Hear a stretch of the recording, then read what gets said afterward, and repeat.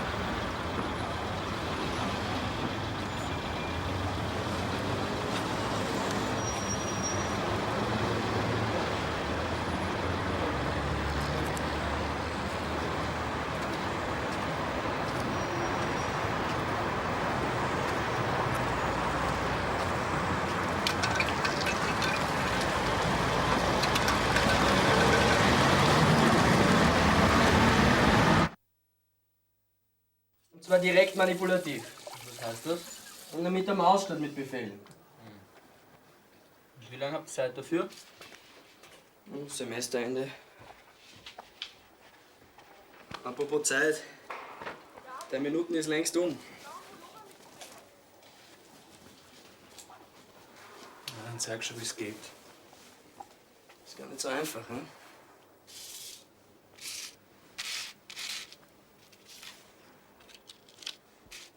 So. Mach 20 Schilling, mein Guter. Ist schon recht. Na, Wettschulden sind Ehrenschulden. Welche ist es denn? Na, die mit dem grünen Pulli, nicht wahr? Wollen wir reingehen? Ja, gleich. Das sind Herr und Frau Brunner. Sie wollen gern die Annie kennenlernen.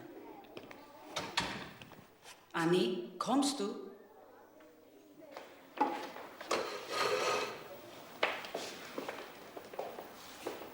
Servus, Anni. Grüß dich, Anni. Schau, wir haben dir was mitgebracht. Hier. Schau an. Gefällt sie dir nicht? Kann ich es haben? Nein, Petra, die Dame hat...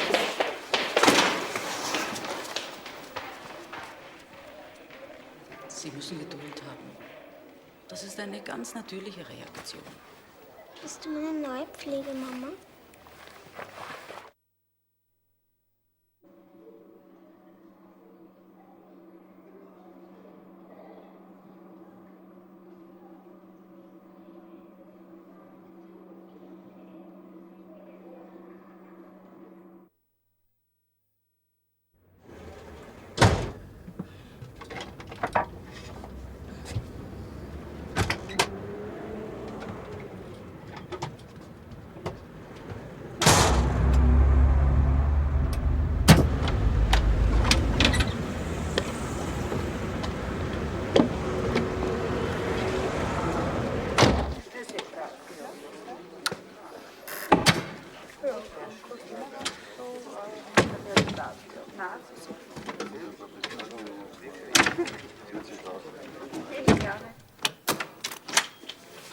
Morgen. Morgen. Frau Domek, Gegenzeichnung, bitte. Viel los heute. Na, bei Pensionsauszahlung immer. Grüß Gott. Geht's gut? Danke, ja.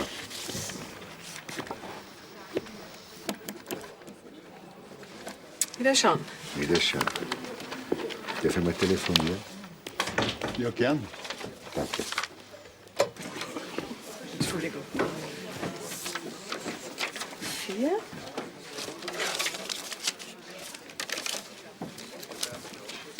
Eins, zwei, drei, 4.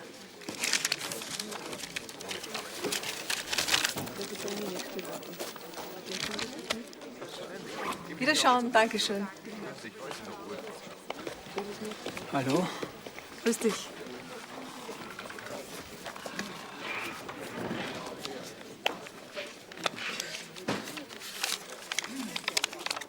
Bitte. Wie geht's dir?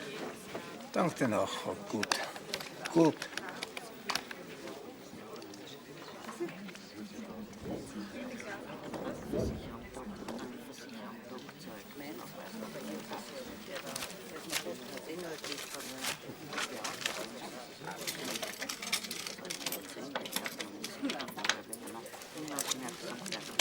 Wie bitte?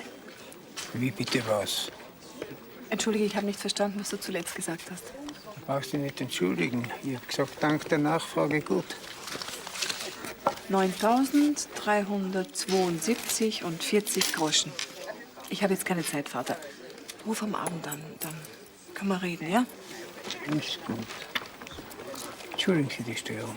Servus. Servus. Ich rufe dich an.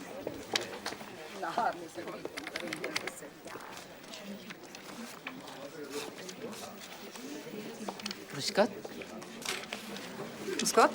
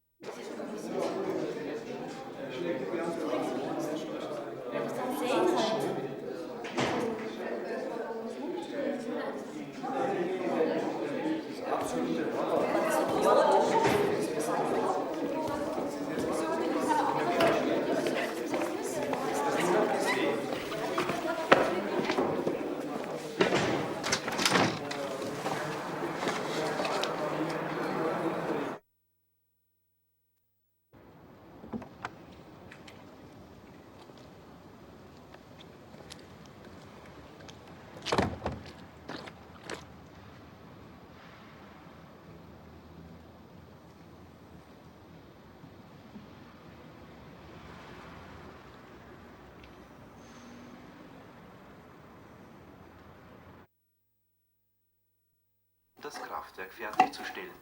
Tatsächlich sind jährlich etwa 4000 Menschen direkt oder indirekt am Bau beschäftigt. Mitte 1997 sollen die ersten Turbinen Strom ins Netz liefern, vorausgesetzt, dass alles nach Plan läuft. Der heutige Winter darf für uns nicht sehr streng sein. Es darf kein Hochwasser kommen. Das Weihnachtshochwasser sollte zwischen 24. Dezember und 6. Jänner kommen und nicht wie voriges Jahr im November, das ein und für sich ein atypisches Hochwasser war. Wenn die Verzögerungen durch einen strengen Winter müssen also dann wieder durch vermehrten Aufwand wieder aufgeholt werden. Die Arbeiten verlagern sich jetzt auf das linke Donauufer. Hier entsteht in den kommenden 2 Jahren die Wehranlage. Dieses Inselchen mitten in der Donau ist das erste Stück des künftigen Damms, der das Wasser von der Baugrube der Wehranlage fernhalten wird. Für die Schifffahrt gilt an dieser Stelle derzeit eine Einbahnregelung. Und so soll das Kraftwerk nach seiner Fertigstellung aussehen. Diese Fotomontage zeigt die Staustufe Wien aus der Vogelperspektive. Ab 1998 soll das Kraftwerk dann so viel Strom liefern, dass damit über 270.000 Haushalte versorgt werden können. Computerfans treffen sich in den nächsten Tagen im Wiener Messepalast. Dort wurde heute Vormittag die 3. PC Expo eröffnet. Wir haben uns auf dieser Messe die neuesten Trends am Computermarkt angesehen.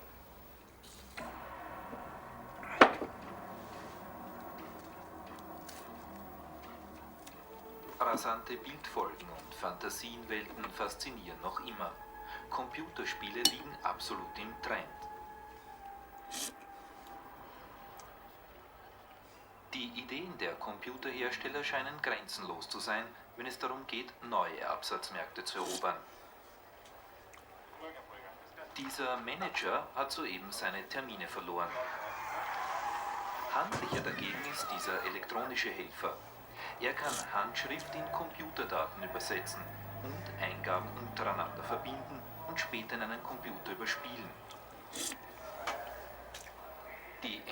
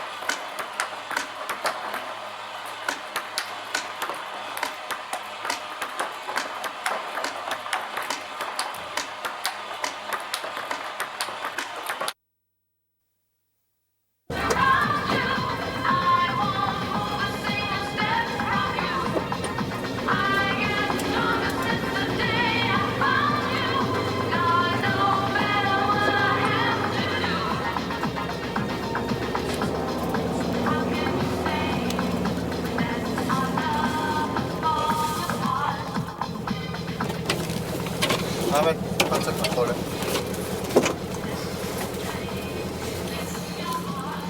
Wann haben Sie die Kaserne verlassen? Heute früh um 7, warum? Einfach in der Wachtkontrolle. Sind Sie bei der Ausfahrt kontrolliert worden? Nein, das war eine Auftragsfahrt für das Sanitätskommando. Der Wagen ist voller Medikamente. Hatten Sie Privatgepäck? Danke. Ebenfalls.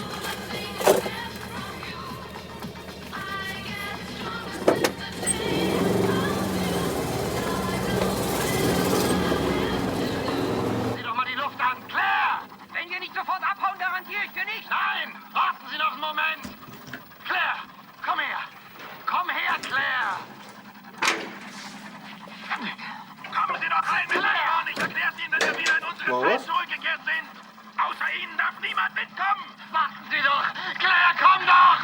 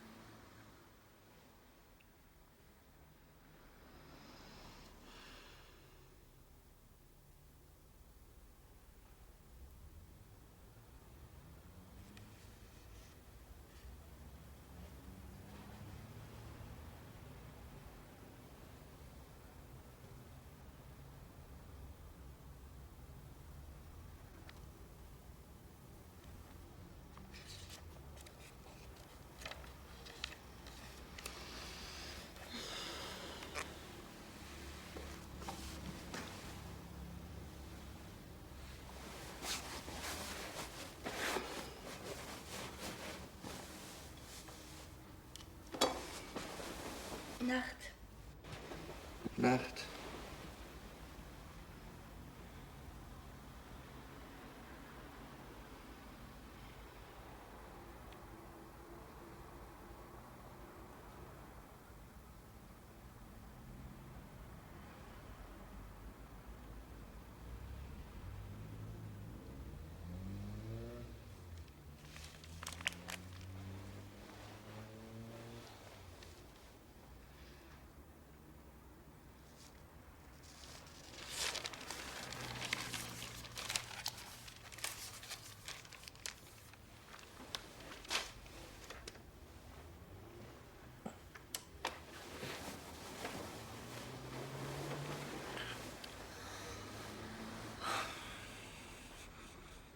Nacht.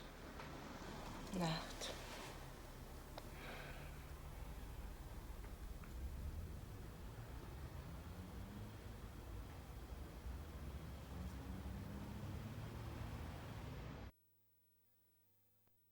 Ein Kreuz? Ja.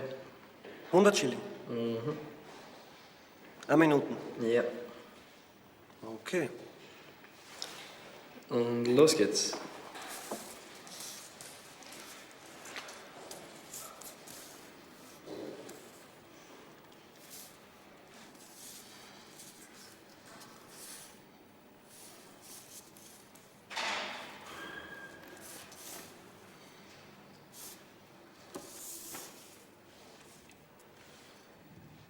Das sind jetzt immer mehr Schnitzel. Das wäre sehr zu leicht. 30 Sekunden. 35. Jetzt mal, ja?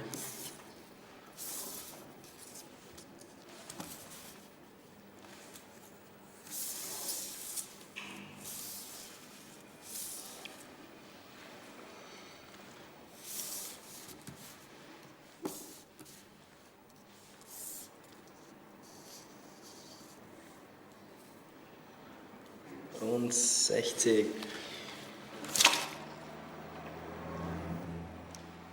Los pesetas, per favor.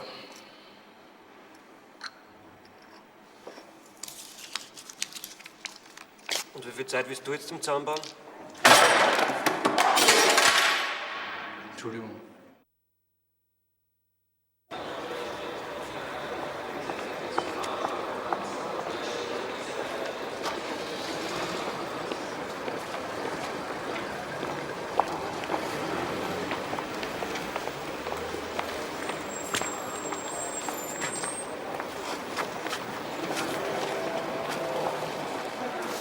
știe unde pot să mă culpe aici. Unde nu vine poliția. Stai, să хочеш? Nichts verstehen, was du willst. Să dorm, singur, fără poliție. Извини, я тебе не разумем. Де хочеш да спаваш?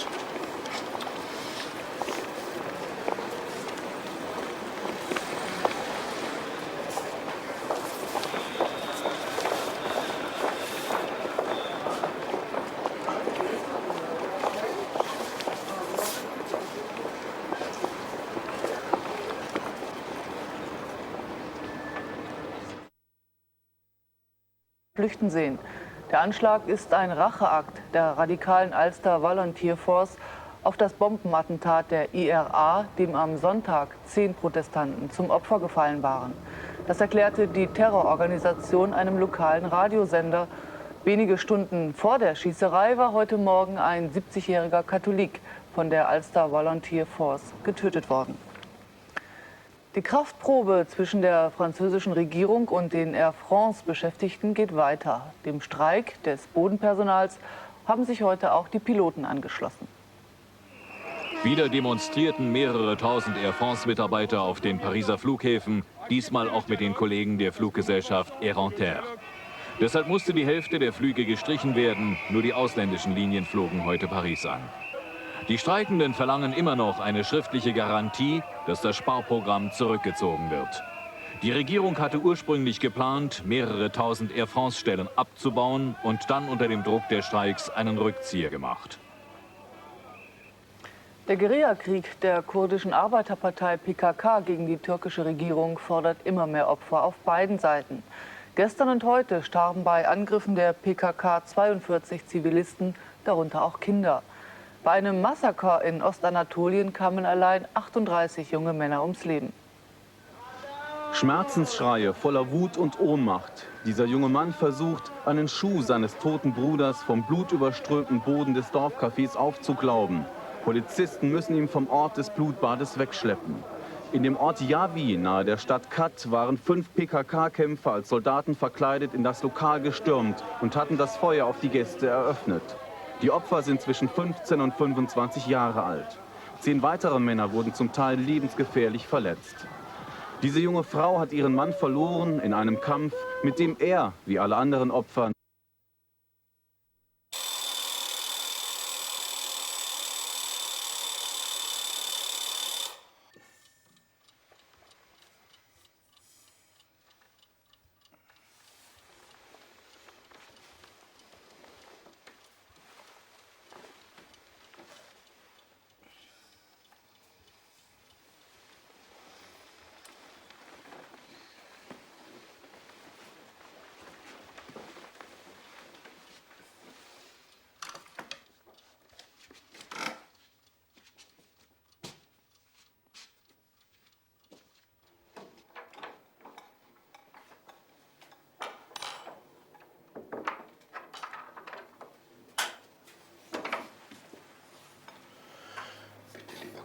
die Kleine nur lang leben wird und dass sie nur lang gesund bleibt und auch, dass sie nur lang leben wird und dass sie nur lang gesund bleibt.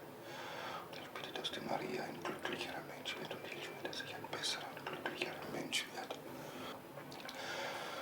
Und auch, dass sie keine tödliche und lebensgefährliche Krankheit haben und auch, dass es kein Dritten Weltkrieg und keine Atomkatastrophe gibt, weder in dieser noch in der nächsten Generation. Und hilf bitte den Leidenden dieser Welt und ich danke dir für alles, lieber Gott.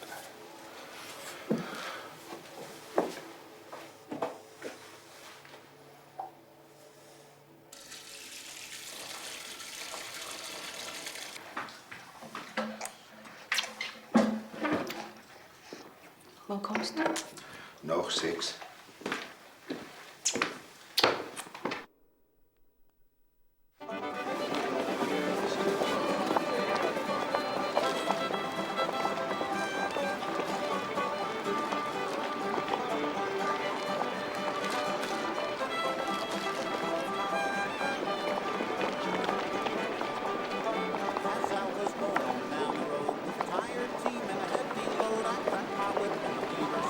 Says they gave to the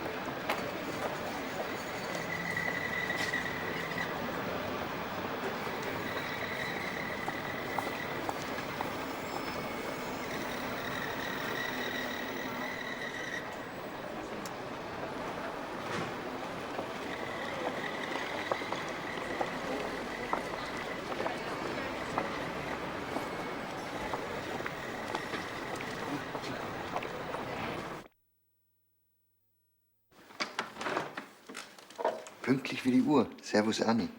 Grüß Gott. Grüß Gott. Na komm nur herein, trau dich. Grüß dich, Anni. Grüß Gott. Grüß Gott. Kommen Sie bitte weiter. Legen Sie ab. Haben Sie gleich hergefunden? Ja, das war kein Na? Problem. Das war ja gut. Gibst du mir deine Jacke? Ja, Ihre Kollegin vom Jugendamt hatte Schwierigkeiten. Gefällt sie dir?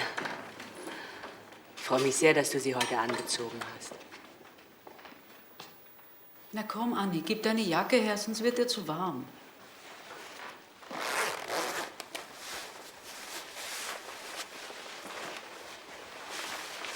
Das ist lieb, dank dir. Ich gebe sie dir auch sicher wieder. So, bitte weiterzukommen. Hier geht's lang. Anni!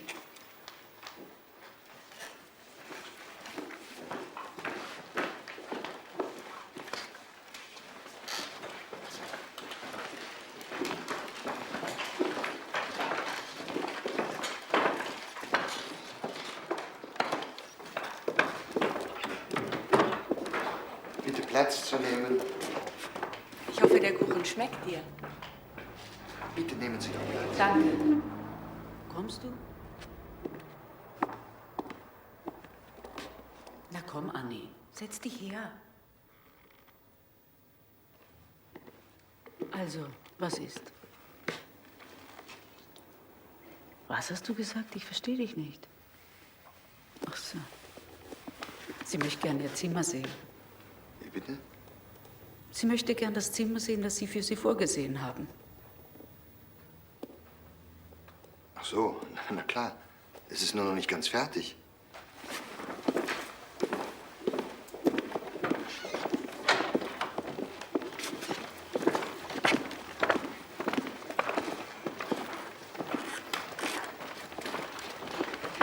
Bitte, meine Dame. Na, wird's dir gefallen?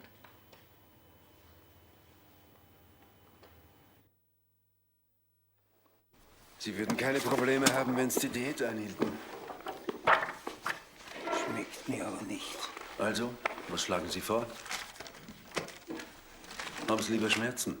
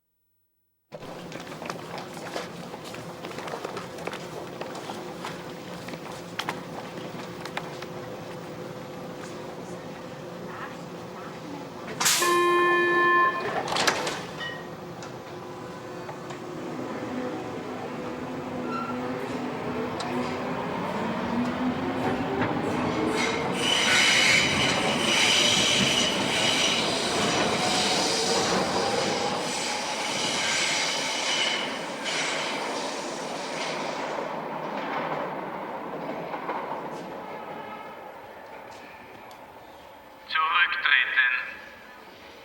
Bitte von der Fahrsteigkante zurücktreten. Bitte von der Fahrsteigkante zurücktreten.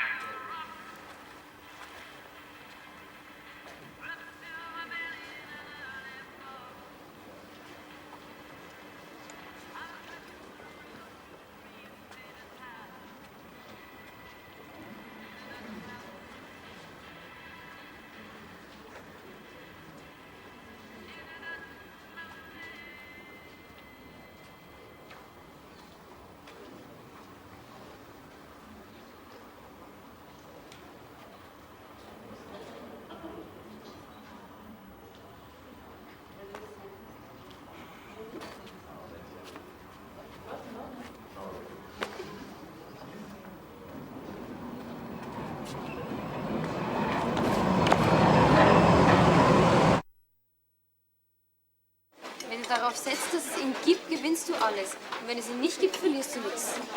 Dann sagt der andere, warum muss ich überhaupt wetten? Ich will ja gar nicht.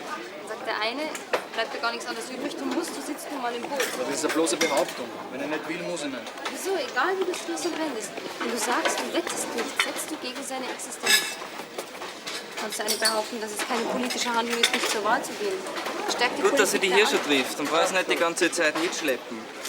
Voilà. Danke. Bis morgen. Okay. Ciao. Ciao.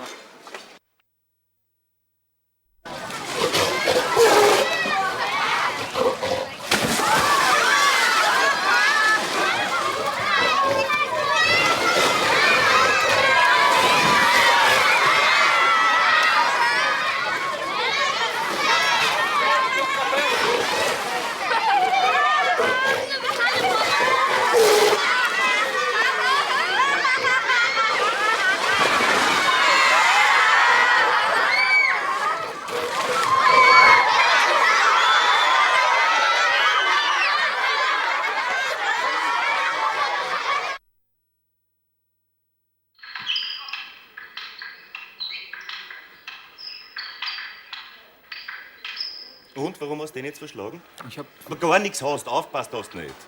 So, jetzt schau einmal. Da, schau. Warum geht's da? Da stehst ordentlich, Gewicht passt, Fußspitzenrichtung ist okay. Schau, Grundstellung passt.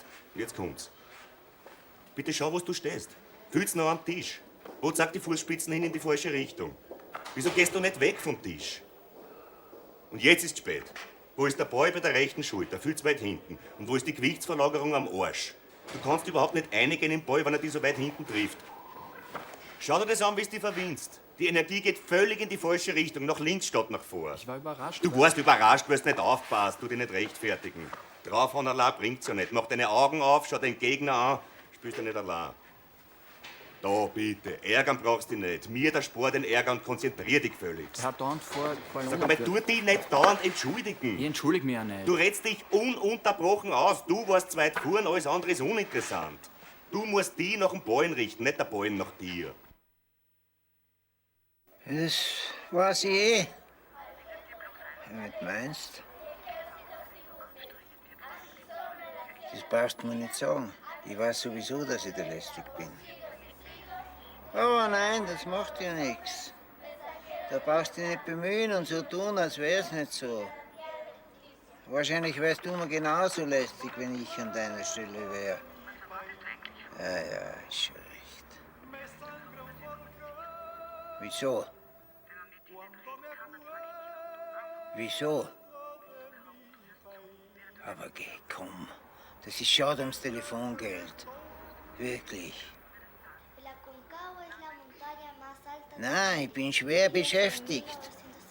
Soll ich da aufzählen, was ich mache den ganzen Tag? Na, also. Ja.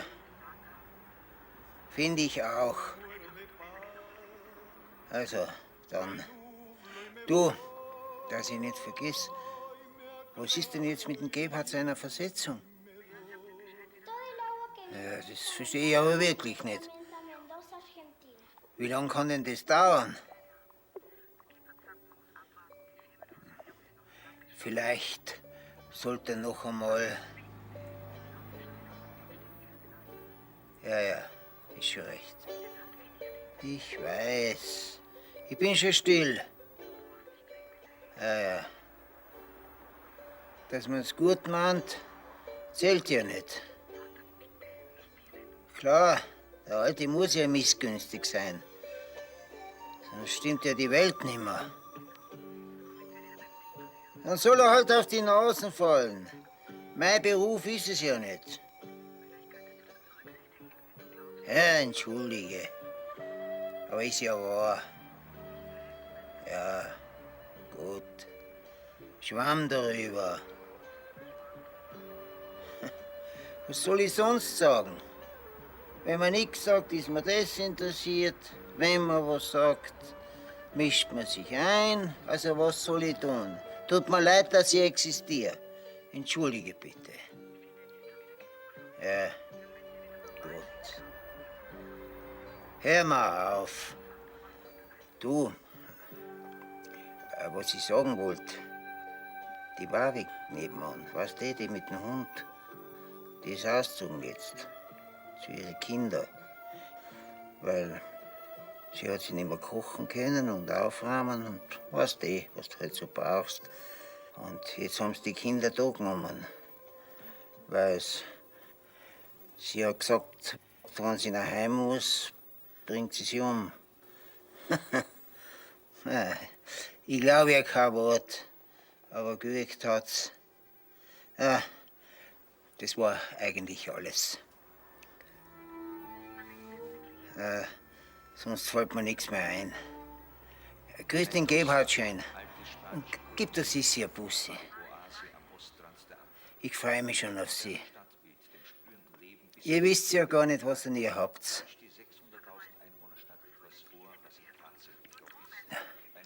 Blödsinn. Sag mal, verstehst keinen Spaß?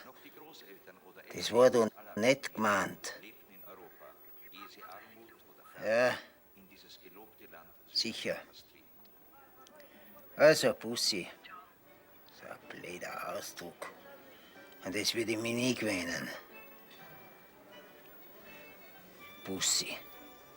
Das ist mir schon bei deiner Mutter auf die Nerven gegangen. Bussi. Unter erwachsene Leute. Naja. Wahrscheinlich ist wurscht. Was? Ja. Ist meine Telefongebühr, oder? Von was soll ich sonst reden, wenn nicht von mir? Das ist das Einzige, über was ein anständiger Mensch reden kann. Was? Ja, wenn es dir zu viel wird, lege auf. Aber dann hast du ein schlechtes Gewissen. Siehst du, wie ich dich kenn? Als hätte ich dich gemacht. Ja, hast recht. Wenn eine Fahrt ist, redet man viel Blödsinn. Also dann, gute Nacht. Wart! Gib mir kurz noch einmal die Sissi. Ja, gut. Papa.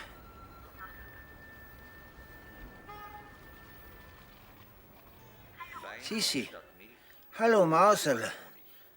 Schlaf gut. Träum was Schönes, ja? Na, weiß ich nicht.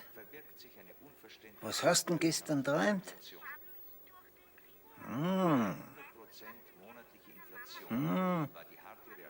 Na, stell dir vor. Gut. Und was hat er gemacht? Das kann ich gut verstehen. Würde ich auch. Pass auf. Heute machst du es ganz anders. Wenn's... Was sagt die Mama? Na, gib mir es noch einmal. Sag mal, manchmal frage ich mich wirklich. Was? Ach so? Du bist ein boshafter Mensch, weißt du das? Was hast denn da davon? Willst du mich kränken? Oder... Herrgott, jetzt sei du einmal ruhig und hör zu, keif nicht dauernd dazwischen. Ja, dann leg halt auf. Hab ich dir eh schon vorhin gesagt. Ach so? Ja? Na fein. Wirst ja sehen, wie es ist. Für was revanchierst du eigentlich? Was? Für was die revanchierst? Du kannst ja nicht von dir aus so ekelhaft sein. Dir möchte ich einmal meine Situation wünschen. Ja, genau. Das wären wir alle. Genau. What's up? Servus. gib mir noch einmal die Sissi. Kurz, damit euer Familienleben nicht zu lang gestört wird.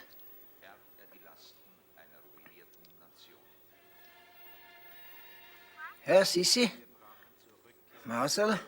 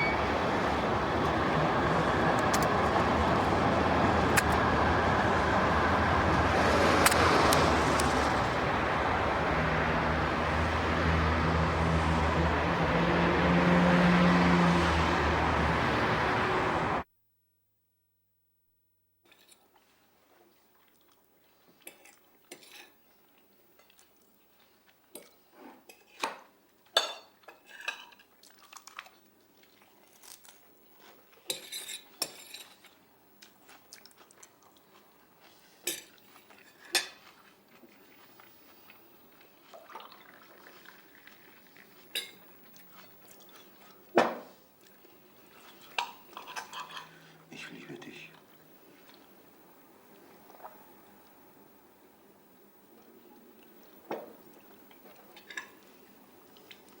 Was ist los? Bist du betrunken oder was? Ja, warum? Nicht sehr. Ich meine, was bezweckst du damit? Man sagt doch nicht aus heiterem Himmel, ich liebe dich. Überhaupt du nicht. Also was willst? Ich hab mir gedacht, das bringt was. Was?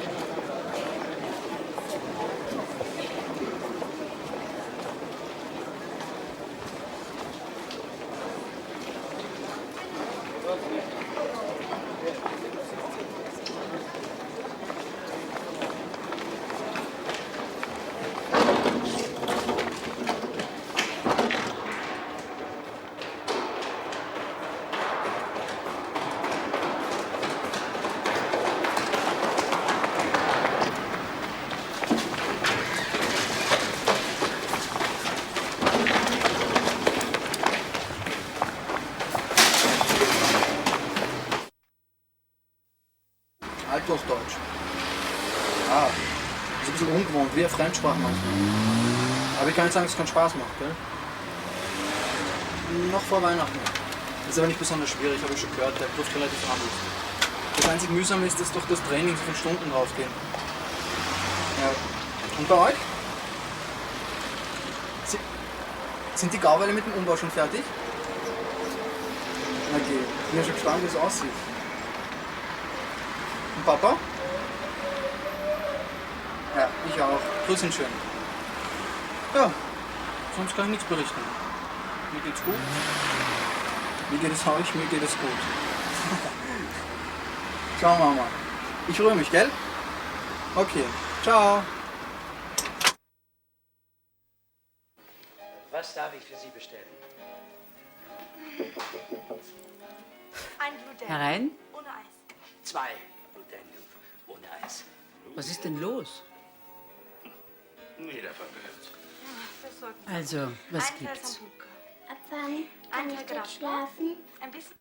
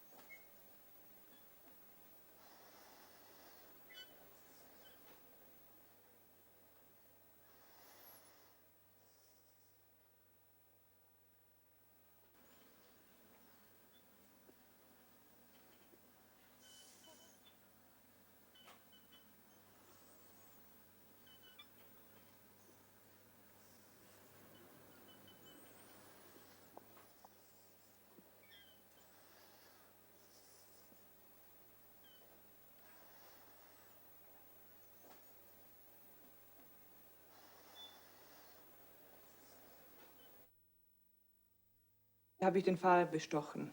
Woher hattest du das De unde Geld? ai avut tu banii? I-am cerșit, bineînțeles. Câteodată am și furat. Ich habe gebettelt und manchmal auch gestohlen.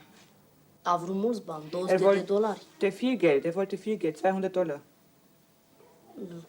După aceea mi-a spus imediat că mă duce doar până la granița austriacă. Und dann hat er mir auch gesagt, er führt mich nur bis zur österreichischen Peste granițe Grenze. ar fi fost prea greu. Über die Grenze sei es ihm zu gefährlich. Wie lange hat es gedauert, bis du das Geld Cât ți-a trebuit ca să zusammen adun toți banii? Câteva luni, doar trebuie să și mănânc. Einige Monate, ich musste schließlich auch essen. Eu nu fac trotuarul. Ich gehe nicht auf den Strich. Du sagst, du bist vor über 2 Wochen über die Grenze gekommen. Warum bist du nicht früher zur Polizei oder zu irgendjemand anderem gegangen? Omul din camion a spus că dacă mă prind aici și nu știu să vorbesc nemțește, mă trimit imediat înapoi. Der Mann im Lastwagen hat gesagt, wenn Sie mich erwischen und ich nicht Deutsch spreche, schicken Sie mich sofort zurück. Wovon hast du gelebt die ganze Zeit? Aici oamenii nu au grijă deloc. E foarte simplu să furi. Hier passen die Leute auf ihre Sachen überhaupt nicht auf. Es ist sehr einfach zu stehlen. Wo hast du geschlafen? Und der damit? În case goale. In leeren Häusern. Und das war nicht kalt? Und ți-a fost frig? Câteodată, un pic. Manchmal doch schon. Dar am haina asta. Ich habe ja diese Jacke. Acum s-a făcut frig în ultimele zile. Und jetzt dieses Kalt seit ein paar Tagen. De-aia am fost la poliție. Und dann bin ich halt doch zur Polizei gegangen. Kannst du mir erzählen, wie du auf die Idee gekommen bist, gerade nach Cum ți-a Österreich venit zu ție ideea flüchten? să vii tocmai în Austria? Am auzit că aici oamenii se poartă frumos cu copii. Ich habe gehört, hier benehmen sich die Leute nett zu den Kindern. Von wem hast du das gehört? De unde ai auzit asta? De la o prietenă. Von einer Freundin. Und von wem hatte sie das? Și ea de unde a știut? Ea face trotarul, vorbește cu multă lume. Sie geht auf den Strich und spricht mit vielen Menschen. Wie alt ist sie? Ea câți ani are? Cam cât mine, cred. So wie ich ungefähr. Wie hast du in Bukarest Cum ai gelebt? trăit în Hast du București? keine Tu ai Eltern părinți? gehabt? Nu. Nein. Acum 2 ani am fugit din cămin. Vor 2 Jahren bin ich aus dem Heimweg gelaufen. La care am avut o gașcă. Au fost și câțiva Beim copii mai Bahnhof mari. hatten wir eine Clique, da waren noch einige größere Kinder dabei. Aia a fost familia mea. Das war meine Familie. La început a fost bine, dar apoi Am a Anfang fost ging tot es ja mai greu. noch, aber dann wurde es immer schwerer. 2 prieteni de-ai mei au murit. Și apoi n-am Zwei vrut meiner să stau. Freunde sind gestorben und dann wollte ich nicht mehr bleiben. Ist das nicht unglaublich? Was erwartest du dir jetzt? Er wirkt so unecht. Să rămân aici. Wie ein Ich will Erwachsener. hier bleiben. Und wo möchtest du leben hier in Și unde ai vrea Österreich? tu să locuiești aici în Austria? Nu știu. Au spus că poate trebuie Das să mă weiß duc ich nicht so înapoi. genau, aber Sie haben gesagt, ich muss ohne dies vielleicht wieder zurück. Dar dacă mă trimit înapoi, mă întorc în câteva luni. Aber wenn Sie mich zurückschicken, bin ich in einigen Monaten wieder da. Die Entscheidung, ob Marian Radow in Österreich bleiben darf, liegt nun im Ermessensspielraum der Ausländerbehörde. Die rechtlichen Voraussetzungen sind folgende. Ausländer, die illegal nach Österreich gekommen sind und die Möglichkeit gehabt hätten, schon in einem sogenannten sicheren Staat Schutz zu finden, bekommen kein Asyl. Alle Nachbarstaaten Österreichs gelten als sichere Staaten. Und noch ein Punkt kommt dazu.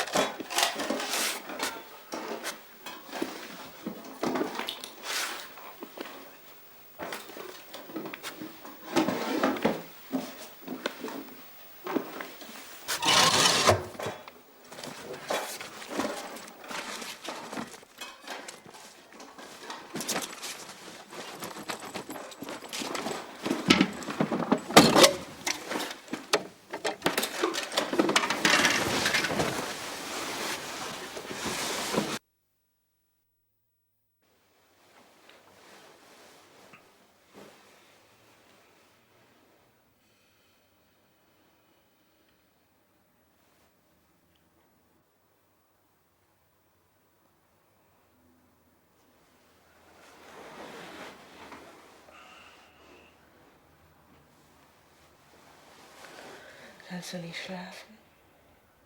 Nein. Denkst du an den Jungen? Ja.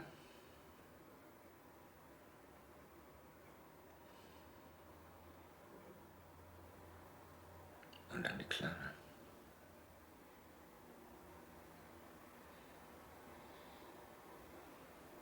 Ich auch. Und? Weiß nicht. Wie soll man ihr das begreiflich machen?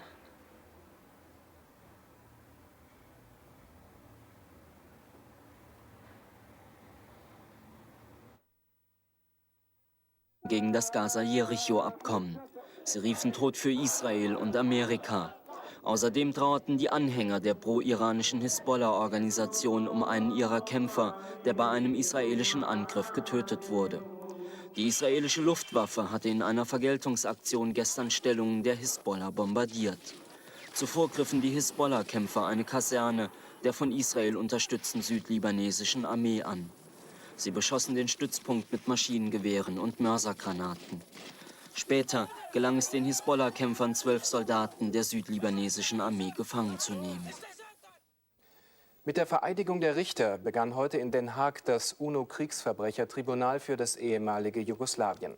Auf der Liste mutmaßlicher Kriegsverbrecher stehen sowohl Kroaten als auch Serben, unter anderem der bosnische Serbenführer Karadzic und der serbische Präsident Milosevic. Doch das Verfahren wird schwierig, denn das Tribunal ist darauf angewiesen, dass die Angeklagten von serbischen oder kroatischen Behörden ausgeliefert werden. Seit 2 Jahren gehen die Bilder der Gräueltaten in Ex-Jugoslawien um die Welt. Der Begriff der sogenannten ethnischen Säuberung, mittlerweile Teil der Alltagssprache, macht Horrorbilder aus dem Zweiten Weltkrieg wieder lebendig. Mit schrecklicher Regelmäßigkeit werden immer wieder neue Massaker bekannt. Soldaten und selbsternannte Milizen auf allen Seiten töten wahllos. Auch Frauen, Kinder und alte Menschen werden nicht verschont. Tausende von Menschen vegetieren in Gefängnissen und Konzentrationslagern, immer den Tod vor Augen. Grenzen der Gewalt scheint es in diesem Krieg nicht zu geben. So versuchen serbische Soldaten immer wieder, durch Massenvergewaltigungen den Widerstand und die Moral des Gegners zu brechen. Die Überlebenden dieser Gräueltaten hoffen bisher vergeblich, dass die Schuldigen für ihre Verbrechen. Jetzt klickst mit der linken Taste fest. Rechts kannst du das drehen. Genau. Jetzt klebst fest. Passt. Siehst du, das kannst du jetzt mit jedem machen. Das ist raffiniert. Schaut überhaupt gut aus. Also hier geht's nicht her. Na, sie müssen sich verfärben, dann passen sie zusammen. Genau. Gib mir mal die Maus. Also hier stellst du ein, wie viele Teile das Puzzle hat. Da kannst du die Zeit einstellen, wie lange du es brauchen darfst. Und da drüben sind halt die verschiedenen Symbole, die du zusammensetzen kannst. Da lass mich jetzt wieder. Ich glaube, ich hab's hier gleich. Am Schluss geht's immer leichter. Ja, 2 Minuten wäre ja nicht schwer. Aber wenn man es in der Zeit nicht schafft, fällt alles wieder auseinander. So, hier kommt das letzte Eck. Fertig. Na toll, wirklich. Was sagt denn der Professor dazu? Geht's damit auf den Markt, oder? Ja, aber okay. Das ist ja das reinste Kinderspielzeug. Da gibt's ja reihenweise Raffinierteres. Aber wir bekommen im neuen Jahr leihweise vom Institut in Massachusetts den Data Glove. Das ist so ein elektronischer Handschuh, hast du wahrscheinlich schon im Fernsehen gesehen. Den ziehst du an, dann kannst du dich dreidimensional im Computer bewegen. Pass auf, du kennst doch Mikado, oder? Naja, schon lang her. Pass auf.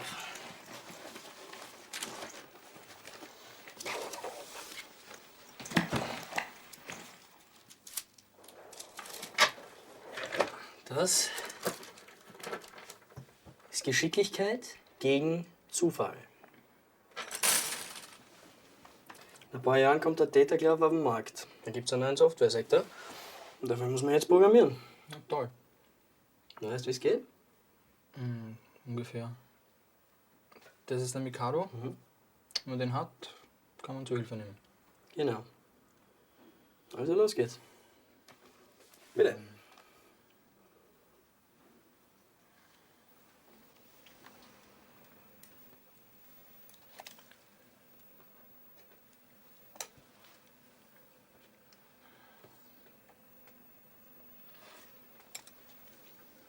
Und was spielen wir?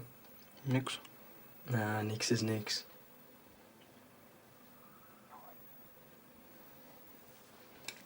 Also?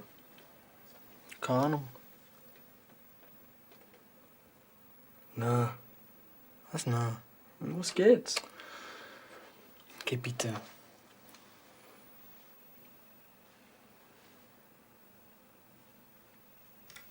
Quakelt.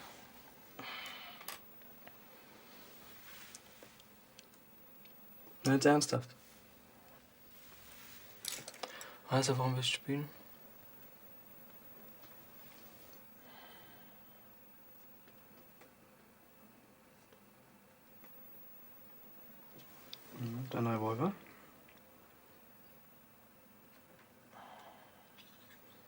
Was ist dagegen setzen? Setzen gern.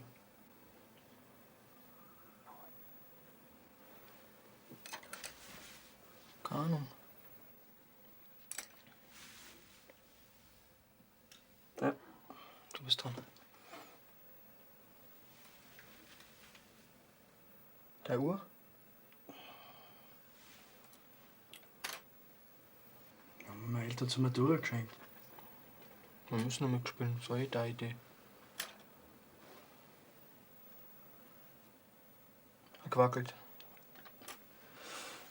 Okay.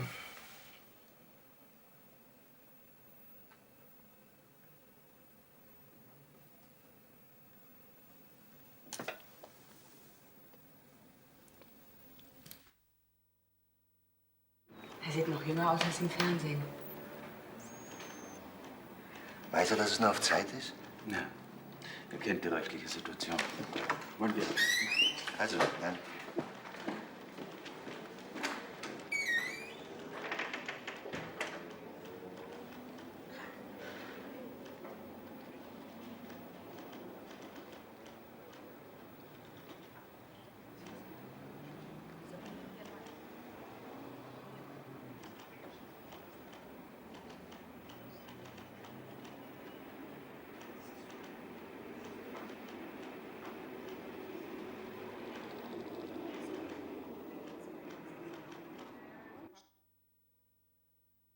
Ein friedliches Weihnachtsfest, davon träumen in Sarajevo die meisten Menschen.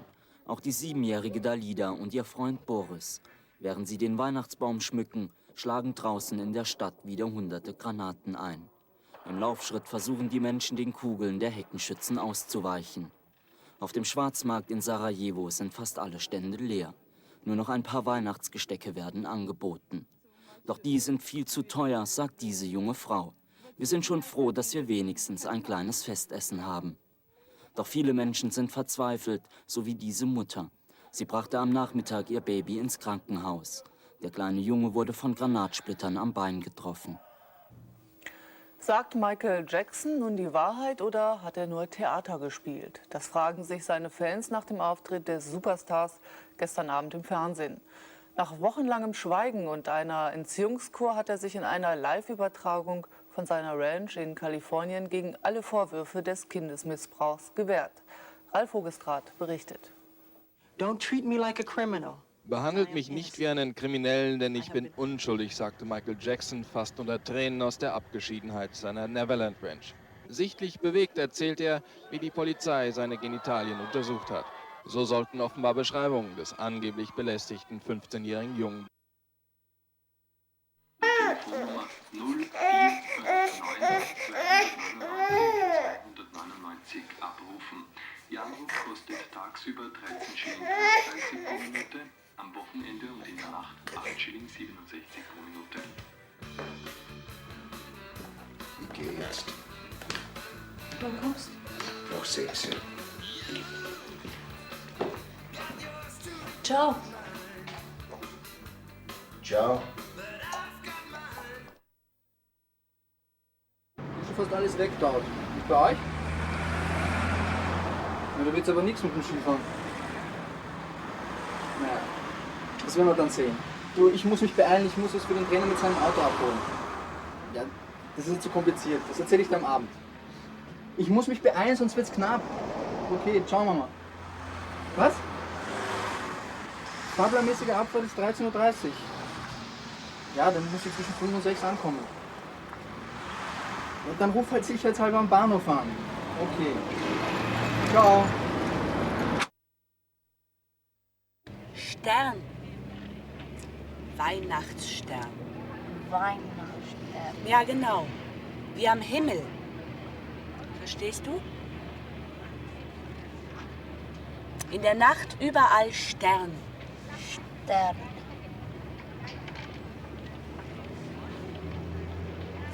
Menschen. Du Mensch, ich Mensch. Das Menschen. Menschen.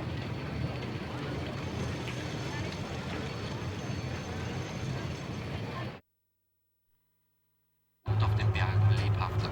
Er weht dann mit etwa 40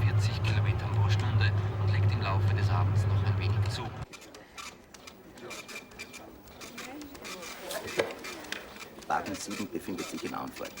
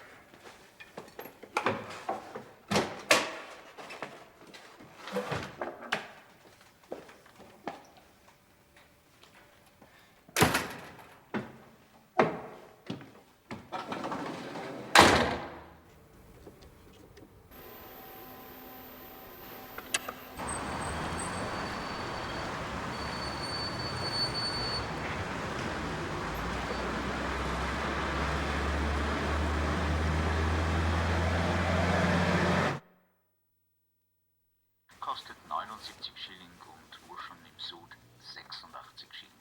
Dazu wird französisches Weißbrot Baguette gereicht. Etwa 20 Meter weiter gegen Westen stoße ich auf ein Standel, das den Charme einer Strandhütte ausstrahlt. Man kann durch die Fensterscheiben hineinsehen und den asiatischen Koch beobachten. Er richtet Sushi-Portionen her, das ist roher Fisch auf japanische Art zubereitet. Ein junger Mann kommt gerade bei der Tür heraus. Ich frage ihn, was er gerade gegessen hat. Ich habe ein Lachs-Sushi gegessen. Das war wunderbar. Das sind rohe Fische mit Reis und unter einer grünen Paste. Das wird, glaube ich, aus Ren gemacht auch. Das ist irrsinnig gut. Wirklich. Wunderbar. Wie viel haben Sie gezogen? Ich muss zu meiner Schande gestehen, ich habe 2 große Portionen gegessen. Normalerweise ist ein Mensch satt nach einer großen. Das hat gekostet 290. Ist das ja nicht so? Also 2 mal 45. Ja, das reicht halt nicht für den ganzen Tag.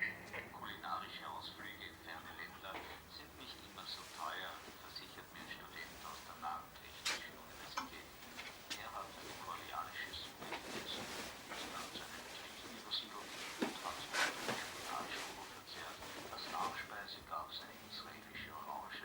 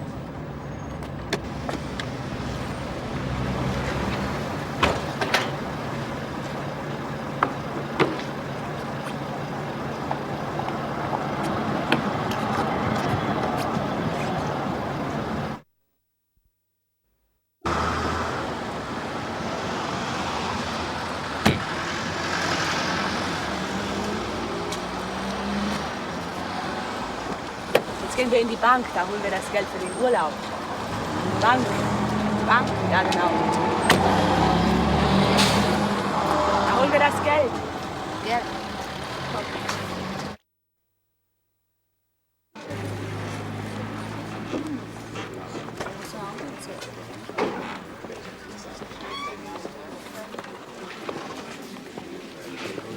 Gott, ist das voll.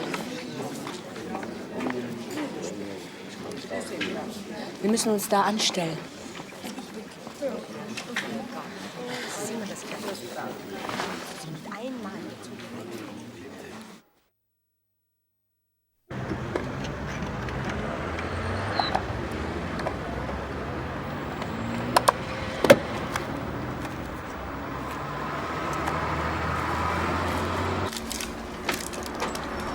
Kann ich mit Checkkarte zahlen? Ich habe zu wenig Bargeld da. Nur da draußen ist ein Bankomat. Wo? Na, schaust halt.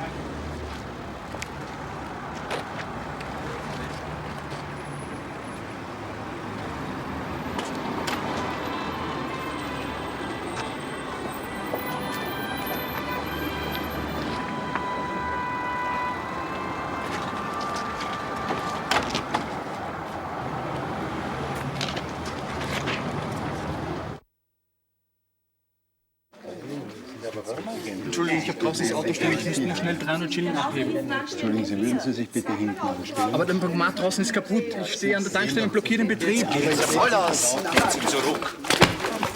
Das ist nichts mit dir. Das ist ja unerhört.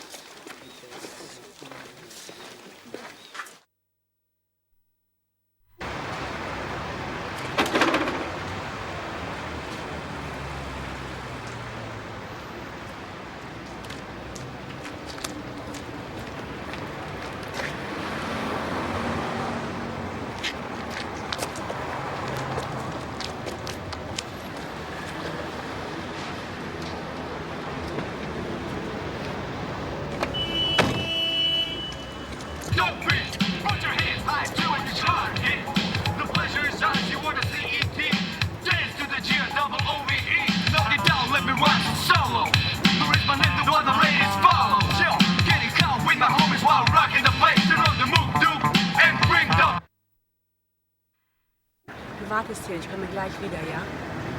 Nicht fortgehen, sitzen bleiben, ja? Bis gleich.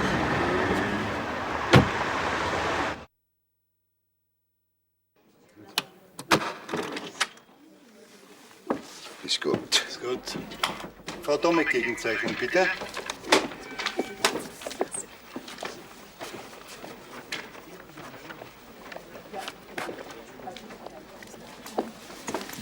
Grüß Gott. Grüß Gott. So, schöne Feiertage. Danke, gleichfalls.